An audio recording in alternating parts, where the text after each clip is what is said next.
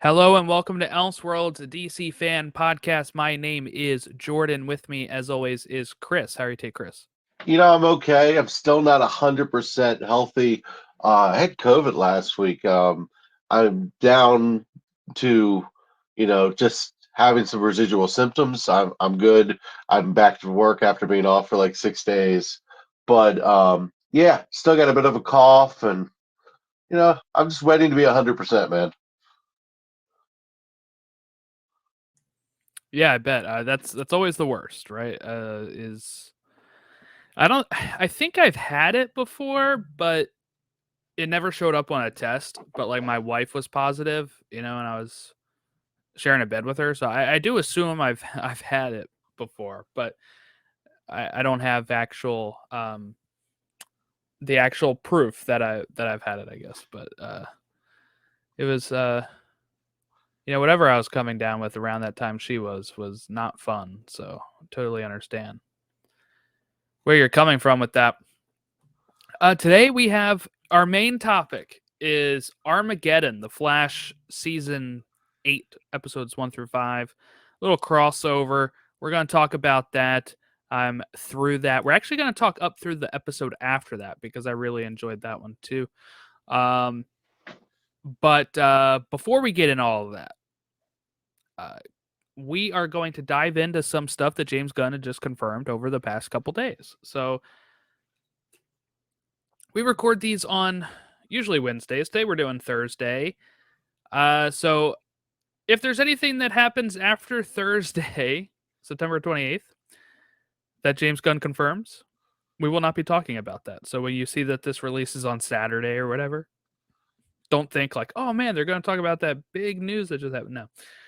So I doubt anything big is coming down the pike, but I guess we should also start off by saying the strike is over. The writer strike, by the way, is over. They are back to work. They are working on all sorts of projects. So I'm sure Superman and Lois season 4 is starting to be writing soon. And then,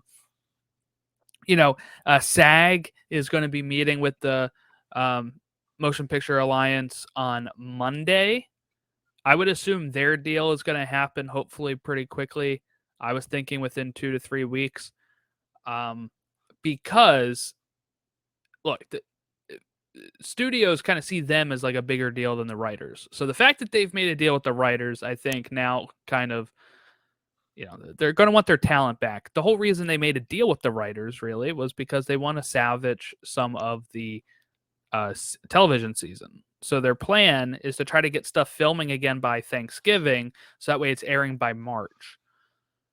So if that's the case, then they have to wrap up. We're entering October here. That means they're going to have to wrap up the Screen Actors strike. So I do think that the Screen Actors Guild will be getting a deal very soon, and then we can kind of start having more announcements and stuff again. And I know James Gunn also said that they will get some more Superman Legacy casting after the strike is done, because there's been rumors that Jimmy Olsen was cast right before the strikes, but wasn't officially announced.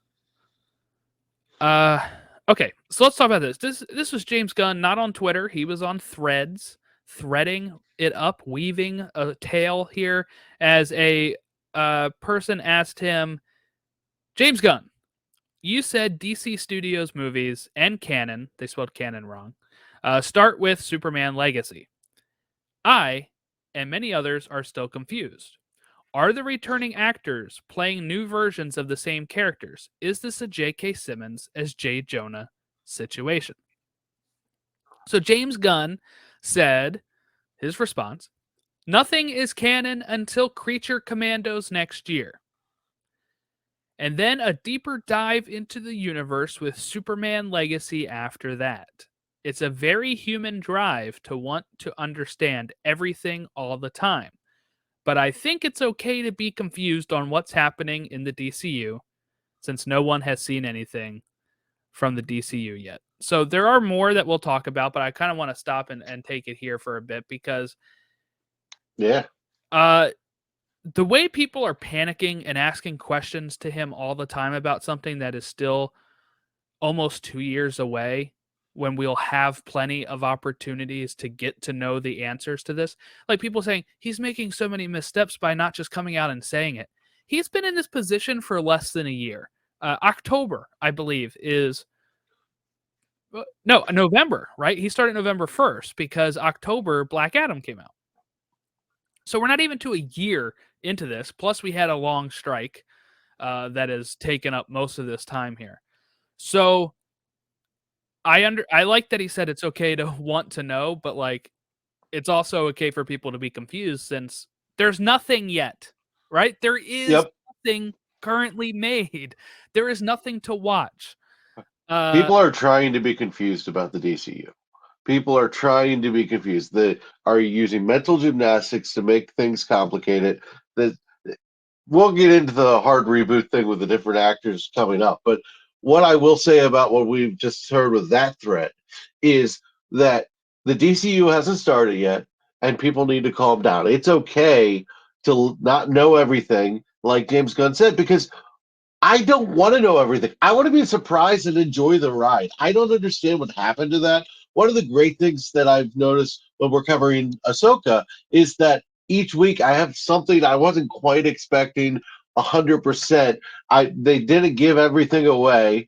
I know that's a whole other conversation with the posters, but look, they haven't given a bunch of stuff away, and I've enjoyed that. I think when you talk about DCU, you're talking about possibilities, and it's okay to speculate and fan cast and have fun. But the second you get angry because you don't know what's going to happen, James Gunn is still making it happen. Let James Cook solves a lot of this because let him do his job. Again, I love that you mentioned the strike because what was he supposed to do during the strike? Yeah. I mean,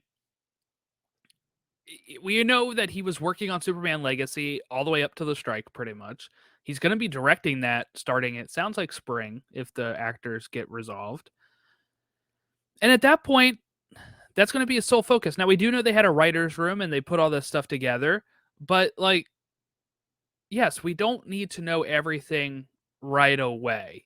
It's like kind of the way I would think about it is if let's say this wasn't based off anything, but if I just said, hey, I'm launching this new franchise, and you're like, well, tell me about the franchise 10 years from now. Tell me about the franchise 5 years from now. And I'm like, but I want you to experience it when the franchise actually starts, which it hasn't yet. Okay, let's move on to another one. So he says here in another reply to himself here. And yes, some actors will be playing characters they've played in other stories, and some plot points might be consistent with plot points from the dozens of films, shows, and animated projects that have come from DC in the past. But nothing is canon until Creature Commandos and Legacy. I mean, that's pretty straightforward. People will ask him later on, do we need to have watched any of the films before this? And he says no. So if anybody's confused, You're trying to be confused. Yeah, I don't know how you could be. I mean, I understand the actor part might confuse people, but people weren't very confused by J. Jonah Jameson. People, I mean, we've gotten. People used to be able to even just tell recast. People can understand recast. They can understand keeping the cast, right? Like in the original Batman movies, we had Michael Keaton, and then he dropped out, and then we went to Val Kilmer, and that was supposed to be back then, supposed to be the same universe. They've kind of since retconned that a bit. And then from there, we went to Clooney. We've also had things in a very cohesive universe like the MCU drop Terrence Howard and bring in Don Cheadle, and that's fine. So, in my point, when I see people say, why keep these people? Which he's confirmed 3 of them. We know that there's probably more. I can guess who's going to be on that list. He said Sholo Mariduena will continue playing Blue Beetle. Viola Davis will be Amanda Waller. And John Cena will be Peacemaker.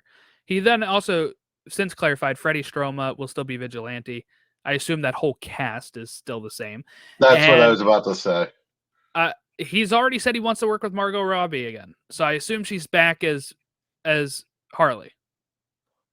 Yeah, And I I think honestly, he stopped there. I think that's it yeah, from there. that's all he said. I actually think he would be fired if he didn't bring Margot Robbie back because Warner Brothers just made $1 billion with the Barbie movie. She's the hottest commodity that this company has right now. So I honestly don't understand why anyone would even want her to be recast. I don't understand. How do you recast Peacemaker? John Cena. It's impossible. Look, if you're going to continue with the stuff that he started with the Suicide Squad and Peacemaker, you have to have the same pieces because if you don't, it doesn't make any sense. But here's what's going to be interesting. Are we getting a Peacemaker season 2, or are we getting a new reboot of Peacemaker? Because continuity, nothing's canon until the DCU. Well, here's where he has an out, okay? Some of the situations are similar, he said, right? So, in my opinion, Peacemaker happened the same exact way, right? But instead of Jason Momoa and Ezra Miller being Flash and Aquaman in that scene, it's a different version of Aquaman and Flash. And then you can still continue the season 2 story arc. Everything else still happened to him, but with just little twists and little Right. spins. I mean, look, the only people that are really going to care about the Peacemaker stuff are people that are fans of Peacemaker already. There is That's fair. no John Smith out there who is going to see John Cena on a trailer for Peacemaker season 2 and be like, "Well, now I can't go see Brave and the Bold because it's linked to because like it doesn't matter. Most people don't even know about Peacemaker as a show, right? Like There's going it to be didn't some idiot on the internet who says that. I'm sorry. You don't know the internet. I can't see Brave and the Bold now. Sorry. I was confused that they brought John Cena back. And I think that's why, like, and the thing is, too, while people might say, okay, well, this is still going to confuse the general public. And I could see that at times with maybe, like, if they see Margot Robbie and stuff. But I don't think she's going to start out being in the first few movies here, right? So when we're talking about Waller and we're talking about Harley and we're talking about Peacemaker, and let's remove Harley. Let's talk about Waller and Peacemaker. Both of those are going to be mostly limited to the HBO Max stuff currently, right? Waller's having her series with Team Peacemaker. Peacemaker's having a season 2. That's it. That's all. Like, she's not going to be in the trailers for like Superman Legacy, right? We're going to get introduced to the new DCU characters like Guy Gardner and Mr. Terrific and stuff in Superman Legacy instead. So in my opinion, the ones that he's keeping mostly are going to be the television stuff. And then when you look at Blue Beetle, there's still time for that thing to hit. Like, again, none of that has to be canon. It can be alluded to in whatever project he shows up. I think it's just going to be a loose thing. Like you said, you're not going to have to see it. But here's the bonus of that. If you see him in another movie later, like a team up, and you liked him, you can go back and watch the Blue Beetle film and get more of that. It's kind of like having your cake and eating it too. But none of these are like, this is where like the Gal Gadot stuff threw me off. But we've since heard that they are, right? Like during the strike and stuff, she said, "Oh, I'm still making Wonder Woman 3." And then reports from DC said, "No, she's not." And I think that is like your James or your, Peter, right? Who are breaking that news through a third party as a source instead of coming out and saying it. That's where it would get more tricky. If they do keep Gal and you replace Superman and Batman, I could see people being confused. But if you're keeping just the tertiary characters that nailed the role, by the way, then I don't think that's a problem. Like, again, I mean, if some of these you characters, recast Viola Davis, it's impossible. You cannot recast Viola Davis. It's not happening. It can't happen. Like, that's literally like saying, Patrick Mahomes is my quarterback. I don't want him. Come on, Zach Wilson, let's go. yeah, because I see people again say like, why would they do this? And I'm like, because they nailed it, right? Like one of the things we praised about Blue Beetle was Sholas Maridueña's role as Jaime. One of the things we really liked about any of the Suicide Squad movies, particularly 2016, was Amanda Waller. Some of the stuff that we really dug about those Suicide Squad movies or Birds of Prey was Harley Quinn, right? Like, so you can bring them back. They're just like variants, right? You don't even have to mention them as variants, by the way. It's just, they just are. They just look like the exact same person in a different movie, different universe. Well, you can salvage so many of these characters with different storylines so easily. For example, if you're going to do Harley, you can put her back with a Joker and actually get that right this time. And then you can start her journey all over again and give her the artistic freedom to say, hey, what did you want to do that you didn't do with your interpretation before? With Zolo, it's so simple. It's just like, hey, you want to be Blue Beetle? Cool, be Blue Beetle. Very simple. He's very good at the role. He's very charismatic. I think he's young Zolo, still, so you can't you would have to find another young guy who's going to play the same role. It's just yeah, I think he can be in any movie. Like I think you can put Blue Beetle in any of the movies as like a cameo, and it would kind of work. He's a likable character. He's not going to bring the production down. You can Viola Davis with Amanda Waller. They can start over some of the threads that that show is going to put so much background onto it.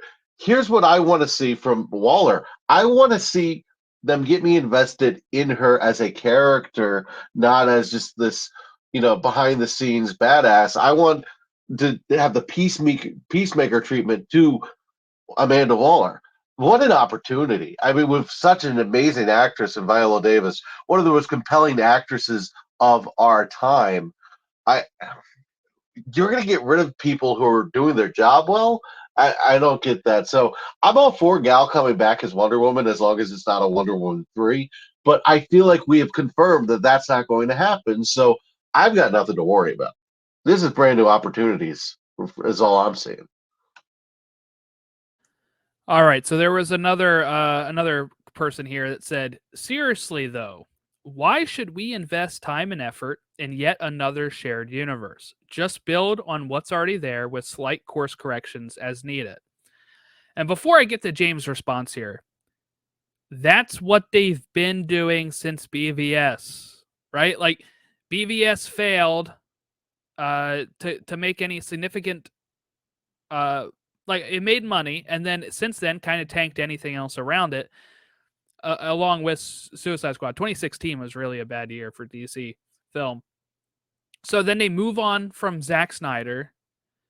Then you have Hamada doing his thing. We've had like 3 different people try to come in and build off of what already exists, and it's not worked. It is not worked at all. So James says, I like this reply from him. If you think of anything as investing time and effort, no matter what shared universe, you definitely shouldn't be. Every story should be enjoyed and worth partaking in and of itself, without its attachment to an outside world. If it feels like homework, screw it. Shared universes should add fun to the individual stories, not the other way around. The individual stories and characters are much more important to me than the connections between them. So what this means, by the way, is when he's talking about homework and stuff, that means you're not going to have to sit there and be like, I have to watch, 10 episodes of Peacemaker before I can watch Lanterns, right? Like it is jump into anything you want type of thing. Yeah, it's not, I got to watch Peacemaker to understand how Damian Wayne works. Like, come on, guys. Look, I love what he said. I think you got proof that he's not another Kevin Feige here. Not that you can knock Kevin Feige. I mean, he's done a great job building his universe, but it's obviously going to be different, and it's exciting that it's going to be different. I have no qualms with what I'm hearing. You know what's funny about James Gunn is every time I get worried about the DCEU, he calms me down with saying the right things. He's very invested in the story. And you know what? Guardians of the Galaxy is a franchise that you can watch any of the three movies first, and it will not affect your enjoyment of those movies. You want to start out at two, you can start out at three, you can start out at one. It doesn't matter. You're going to become invested in those characters.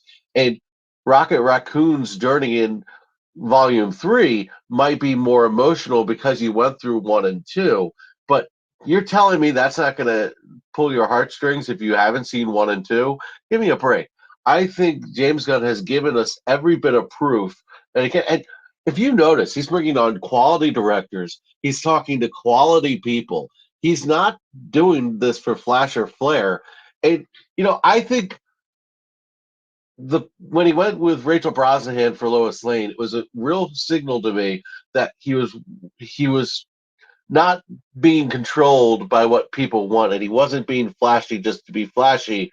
Uh, Emma Mackey would have been the thing that set the internet ablaze, and he didn't do it. That's where the momentum went, and I think a lot of studio heads would say, "Oh, I got to go with Emma Mackey. That's what the internet wants." And Yeah, he she's said, hot and up and coming or something, right? Like that's "Yeah, what they she's would the look new at. Yeah. thing." And he's like, "No, I want to pick the best Lois Lane."